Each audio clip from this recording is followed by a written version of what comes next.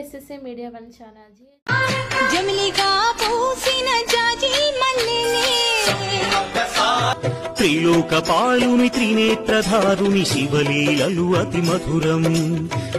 ICC మహిళల ప్రపంచ cup గెలిచి చరిత్ర సృష్టించిన భారత మహిళా క్రికెట్ జట్టుపై భారత క్రికెట్ నియంత్రణ మండలి బీసీసీఐ కాసుల వర్షం కురిపించింది.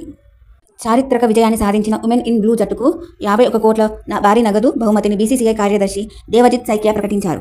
నవీ ముంబై వేదికగా దక్షిణాఫ్రికాతో జరిగిన ఫైనల్లో భారత్ 52 పరుగుల తేడాతో విజయం సాధించి తొలిసారిగా ప్రపంచ ఛాంపియన్గా నిలిచిన సందర్భంగా ఈ భారీ నజరానాను ప్రకటించారు.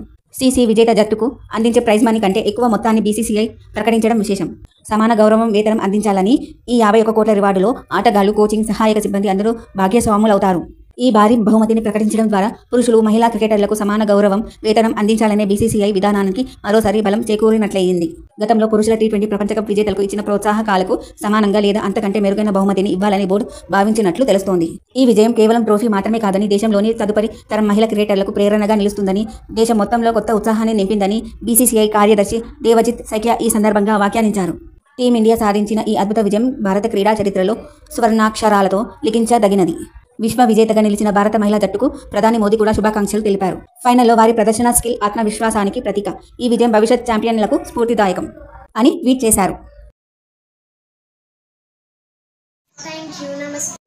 సో విన్నర్ కదా అండి. ఈ వీడియో కనుక మీకు నచ్చినట్టయితే like, share, comment and do subscribe and click the bell icon. Thank you SSC media one channel.